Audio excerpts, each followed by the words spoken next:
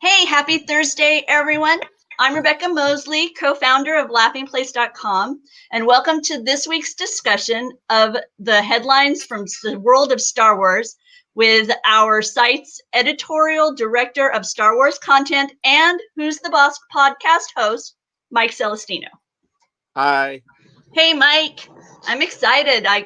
Ben asked me to step in this week because he wasn't able to host like usual, and I was happy to see there's quite a few things to talk about. So. Yeah, well, unlike Benji, you've been a guest on Who's the Boss, so I trust your Star Wars acumen. Oh no, that's a bit of a mistake, but it's okay. I know a little thing here and there. Where in the headlines would you like to start, Mike? You guide me. Oh, I don't have the list in front of me. Okay, well then I'll ask. Do you want to start with the Mandalorian news? Yes. Okay. So let's see. What was the Mandalorian news? It was that they shared. Sorry, here. I'm a little rattled because my computer didn't work. I gotcha. No worries. Oh yeah, we had images from the Mandalorian, which were all characters that we had seen before. There were almost no surprises, and they still haven't put out a trailer. They're being very protective about this season of the Mandalorian. Like these could have been promo images from the first season of the Mandalorian, I thought, but this is actually from last season. This one right here, I believe. Okay. Yeah, because one of the things that jumped out to me, Mike, when I saw these images that were on Laughing Place was this this additional element to his armor. I hadn't noticed that in the first season, and I wasn't sure if it is actually something new or just something I didn't notice. Yeah, that's the Mudhorn signet that he earns by the end of the first season. So it is a good indicator that we're past that point in the series from this photo. Cool. So he fights that Mudhorn, and then by the end of the season, the armorer gives him that signet to put on his armor. Okay, so I've still just had him locked in visually with the initial episodes. I had my memory of the Mandalorian had not progressed to his journey. Right. And there's Cara Dune and Greef Karga, the characters played by Gina Carano and Carl Weathers, alongside the Mandalorian voiced by Pedro Pascal and played by a series of stunt people. One of the interesting things I noticed, let me switch back to the cover image, is that this says one of two, and there's a second cover that's exclusive to Barnes and Noble.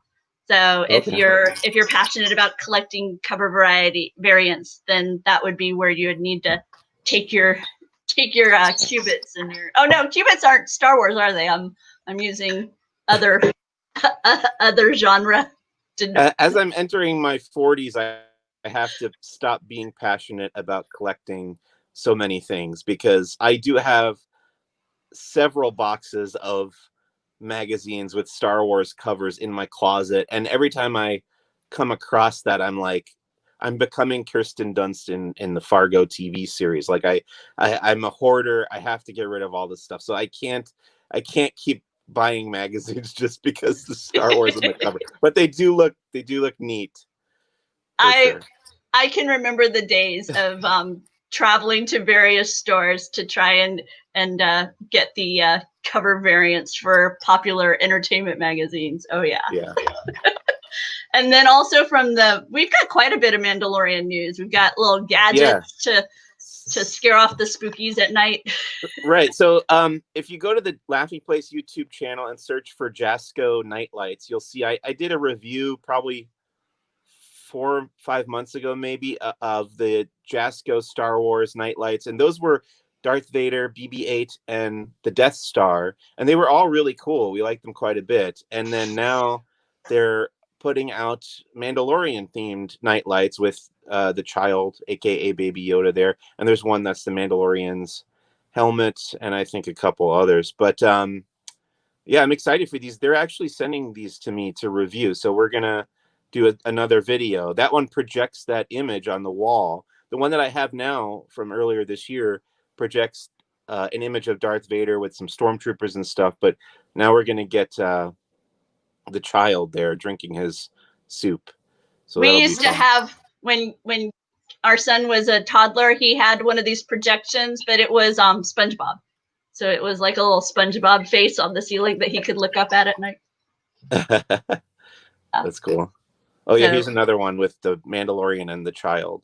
But by the way, the Mandalorian Season 2, I don't remember if we talked about this in the last Star Wars headlines, but it's going to start October 30th. They've announced the date. There's no trailer, but we do have those images with characters that we already know, and we'll very happily watch the new season when it starts in just like 6 or 7 weeks from now, which is cool. Are we expecting a trailer? Are we all sitting on pins and needles waiting for a trailer? Or are we thinking at this point the series is just gonna arrive? Let's talk about that, because I find the anticipation for the trailer, which has become like a tradition, I've found that very interesting, because I think if Star Wars Celebration had happened this year, like it was originally scheduled, we definitely would have gotten a trailer that weekend, which was 2 weekends ago. But instead, that time went by and they never released a trailer. And everybody has, all the fans on Twitter and stuff have been asking, where's the trailer? How come we don't have the trailer? Even though we're all going to watch this season no matter what, whether there's a trailer or not. So the question is, like, how much does the trailer help to attract viewers who haven't seen the show already? What's the advantage of putting out a trailer at this point? And I don't know. I honestly don't know if they're even gonna have a trailer at this point. You would think that they would, but Right. it's kind of up in the air. It seems like something that would have happened already if it was going to happen. With a little bit of over a month left to go. Hopefully soon. I don't know. I've seen some interesting speculation online of leveraging this excitement for Mandalorian with the teaser. So in essence, like they did with, I think it was Rise of Skywalker, right? Didn't they put it like in the middle of a football game? The Rise of Skywalker trailer. So I'll be curious to see if Disney uses the excitement for Mandalorian to kind of leverage one of its other properties and get people who maybe wouldn't necessarily put eyes on that aspect of Disney entertainment with the teaser of what's coming with the Mandalorian. Me personally, I enjoy the teasers in that it leads to endless wild speculation. Right. And when it comes out, if it comes out, I'll certainly spend the better part of a day like picking it apart. I'm sure I'll do like a shot by shot analysis on the Laughing Place website and stuff. But at the same time, if they never put out a trailer, I wouldn't be angry about it the way that it seems like a lot of people are angry that there's no trailer yet. So I don't know. I could go either way about it. I do think that there is an art to the trailer in addition to an art to making the show itself and the movies itself. And some Star Wars trailers are better than the movies that eventually came out. I won't say which ones, but I always enjoy seeing how they, which shots they chose to use and how they're building anticipation for certain things and revealing certain things. So yeah, the trailer is exciting. I do hope we get one, but maybe it'll be within the next couple of weeks. I don't know. Continuing with The Mandalorian, you recently reviewed a Lego set. Yeah, so I keep saying, like, this was the set that I was waiting for, because when The Mandalorian first started in fall of last year, 2019, the only set that was available was the AT-ST, which only appeared in one episode. And I just thought it was odd that they hadn't put out the ship yet that we see in every episode, the Mandalorian ship, the Razor Crest. So I was really hoping that they would make this set. And of course, we hadn't gotten a minifigure of the Baby Yoda, aka the child. And now finally that's come out. It came out last week and I got it and I built it on video, and we did like a speed build in fast motion. And I did like a review of the whole set, and I really liked it for the most part. I had a couple little critiques, but I think it's a really nice looking Lego set of the Razor Crest, and it sits proudly on my shelf in the living room now. There's the child peeking, or he's like next to the Mandalorian in his sleeping quarters there on the ship. But yeah, it's a really nice set, and it's cool to see the show getting represented more in Lego form. And I hope we get more sets from the show as well. I think that's a really I like the little the way that you stage little baby Yoda, the child. You're like wondering what mischief he's about to get into as the Mandalorian tries to catch a few winks. The only minor complaints I had about this set is that they didn't put as much detailing on the inside as they did on the outside, because you could see in that second photo there, all the little flaps open up on the side, but it's mostly empty space in there. They do have a couple of the carbonite blocks that you saw in the series. That one there, that's the escape pod, so that was pretty neat. We haven't seen that in the show yet, but I hope that comes up. But I was hoping they had put in like the armory that we saw in the show, and like they had the vac tube or the I guess the refresher you would call it in the Galaxy's Edge stuff. But yeah, I guess if you're better at customizing Lego than I am, or more creative than I am, you could probably do some nice customization on that set. But yeah, those are the minifigures. IG-11, which I said in the video, IG-11 was identical to the IG-88 minifigure that had come out before, but I was wrong. I looked up some other people's reviews, and apparently that headpiece there with the printing on it is slightly different from the IG-88. So there you go, exclusive IG-11 minifigure with the set. Cool. That's the first time we've gotten Grief Karga as well in minifigure, and then the Mandalorian minifigure is the same as the one that came with that ATST, and then there's a Biker Scout, which we've seen plenty before, and of course the child. Did you find it to be a complicated build in the kind of the Star Wars range of builds that you've done? It's funny, I watched a panel discussion about Star Wars Lego sets during Force Fest a couple weeks ago, the fan run Star Wars convention, and the panelists were saying how it's rare that they'll build a Lego set and not make any mistakes, and that made me feel so much better, because I always thought that I was just a dope and I like keep making these mistakes building Lego sets, and I have to like go back and like take stuff apart and put things back where they're supposed to go. But yeah, apparently I'm not the only one, and that definitely happened while I was building the Mandalorian, but eventually I did get it right. And it, I would say it's probably.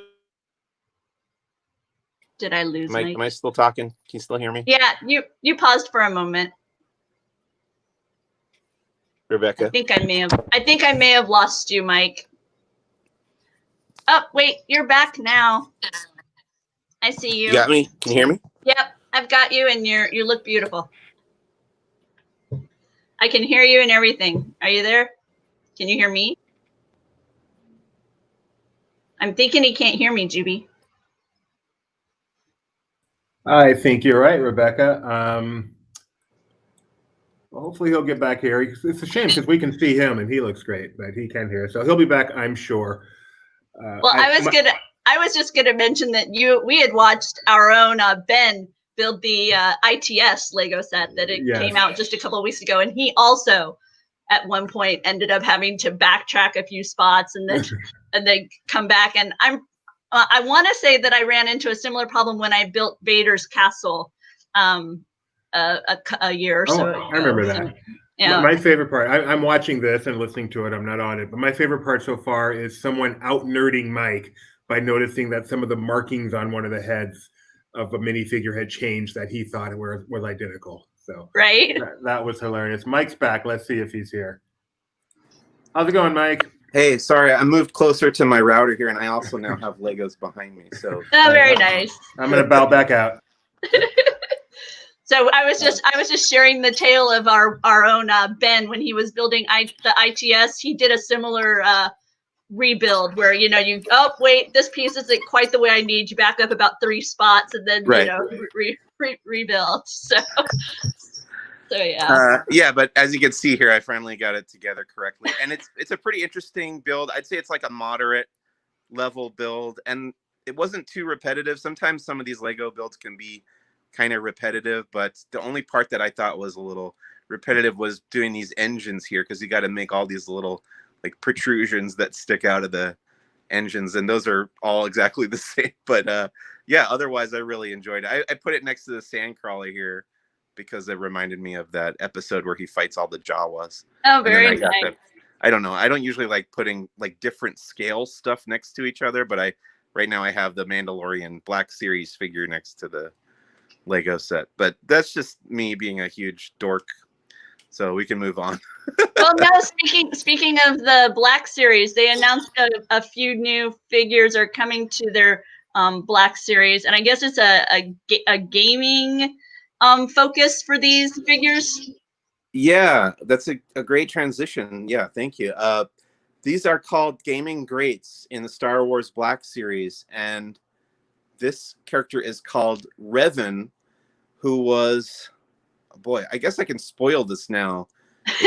20 years or something have gone by, maybe 17 years since this game came out. It's called Knights of the Old Republic, and you play the game as a character who's lost his memory, and at the end you discover that you're this character Darth Revan, who's this big villain that you keep hearing about. So that's like the big twist ending to that story. But yeah, it's cool. It's a great ending, and now I feel bad spoiling it even this long after it's come out. But now they've made an action figure of Revan as he looked as a Jedi Knight, kind of before he turned to the dark side, and that's one of them. And the other one was another character from Knights of the Old Republic 2. I didn't grab that photo. I just grabbed this for you, Mike.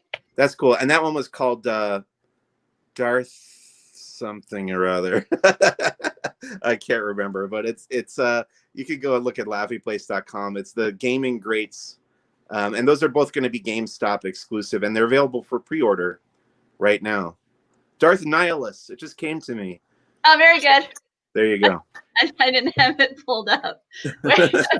So, from your Star Wars adventures this week, would you like to share a little bit about your journey to Batuu, even though Disneyland is not currently open? Yeah, so a couple weeks ago, they announced this expansion to the game, The Sims 4, which is called Journey to Batuu, and it allows you to visit basically Black Spire Outpost from Star Wars Galaxy's Edge, but in the world of The Sims. There you go. There's the video. So we did a live stream yesterday morning where I went there and visited and walked around and talked to people. And it's a pretty interesting experience. There's lots of little things you can do, people you can talk to and stuff.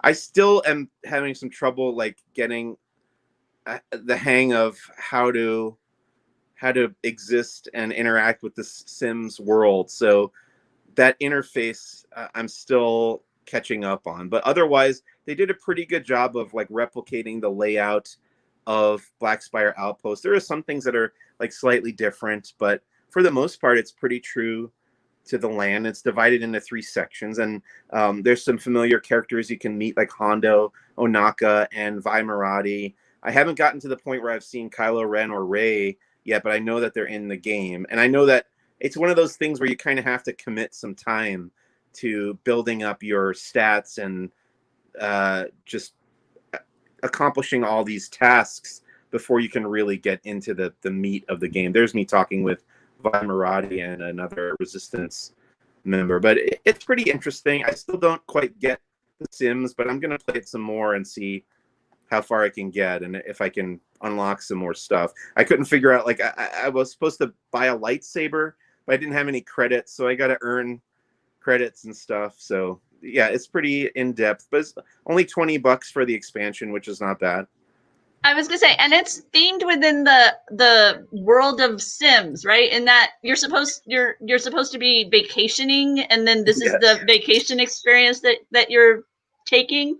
Yeah. So like before I got this expansion, I had to get the main Sims game, and I started playing that a little bit, at least so that I kind of knew the basics of the controls and stuff. And my character has like a job that he's supposed to go to every day. And then in order to go to Batuu, I had to take a vacation from that job. And now I'm just there. I think I've been 4 days in Batuu world, and it keeps saying that I'm on vacation, but I wonder what happens when my vacation ends. Will it just like kick me out and make me go back to the regular Sims world and go to my job and stuff? Like I don't even care to go back there ever. But other thing is that, like, in addition to visiting Batuu, the other part that I didn't even really explore is that you get stuff to make your house in the regular Sims world look like Star Wars, which is really cool. Like, you get a whole bunch of building options and furniture and decor to make it look Star Wars-y. So eventually I have to explore that as well. I have to admit that as just a module on its own, if I could play something like that on my mobile phone, I could see myself investing in something like that, similar to what they do with like the Disney Kingdoms game. I could see doing the Sims thing, visiting Batuu. It looked like I enjoyed watching your brief dabble with the Sims. It seemed like fun. The ability to, you know, go to Sabi and interact with these places that you go in the theme park in a kind of in some ways a more realistic way, in that there's like this the bartering and the trying to buy the item, and then you went to the Oga's Cantina and you actually ended up in a sabak game with Hondo, and you ended up dancing to Rex. That kind of, you know, those are the kinds of things that I haven't actually seen occur in Batuu, but I would like to see occur. Yeah. I remember one time I brought my personal sabak deck to Galaxy's Edge, and I tweeted out on the Laughing Place Twitter that I wanted to get a game going in the land, but nobody showed up. It'll happen. We'll see that eventually happen there. But yeah, you do get to play sabak in the Sims version, but you're not actually playing. Like, you just sit down and the characters play against each other. I thought it would have been neat if they actually had programmed the rules of the game in there, and then you could play sabak and make the choices yourself and stuff. But it's not that in depth, I guess. Right. I guess the similar. I heard people I read in the chat from sim users saying that similar dynamics happen if you sit down to a game of chess or that type of thing in the Sims world. So next up, we've discovered a bit more about the High Republic series that's on its way, and they unveiled the concept art for Jedi Master Yoda. Yeah, so the High Republic, as you know, is going to take place 200 years before the events of the Phantom Menace. So it's pretty much entirely removed from the stories and characters that we know, except that we know it's going to involve the Jedi Knights and the Jedi Council. And because of that, I think everybody kind of figured Yoda is going to be around, because we know Yoda is like 900 years old when we get to The Empire Strikes Back. So there's no reason Yoda wouldn't be there. He's going to be part of the Jedi Council even that early in the timeline, because he's so old. So finally they confirmed that yes, Yoda is going to be around. In fact, in this article on StarWars.com, they mentioned that Yoda is going to be heavily featured in the comic books, the IDW. So there's two comic book series. There's the Marvel High Republic comic book series, which actually they just released some early pages of today as like a preview, also on StarWars.com. But then there's the IDW High Republic series, which is more kid focused, and that one is gonna have Yoda as like a featured character, and I'm sure he'll pop up because all these stories are going to be interrelated in a bunch of novels and the two comic book series. So I'm sure Yoda will kind of be interwoven throughout all those stories. There he and is. That's what he'll look like as slightly younger, I guess 200 years younger Yoda. a little less graying on the temples there. Yeah, he's very got nice. like a stronger jaw too. I guess Yoda like let himself go in his old age. I think it's just part of the reality of getting older too. It's the whole good genes, good docs concept, right? Oh, let's see. What else do I? Well, just before we came on the air, Mike, actually, I didn't get to talk to you about this before time, but this little dude showed up. Yeah, Babu Frick. Is it a plush?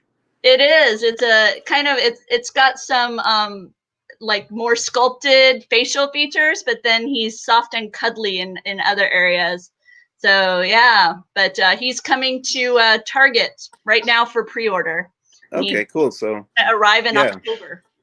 Disney continuing its relationship with Target. Obviously, we had that big launch of all the Galaxy's Edge Trading Outpost stuff a couple weeks ago, and this is gonna. I mean, Babu Frick is a character from the movies and not from the parks, but still cool to see them continuing that relationship and having some exclusive merch.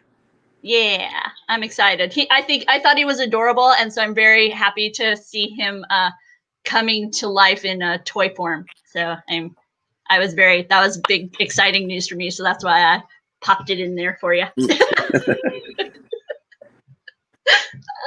Well, I think I did you have anything? No, let me try this again. That covers all the headlines that Mike presented to me this week for us to chat about. Was there anything else that came to mind, Mike, as we were sitting here chatting about what's happened this week in the world of Star Wars? I guess I'll just plug the Laughing Place Star Wars podcast, Who's the Boss, hosted by me, yours truly.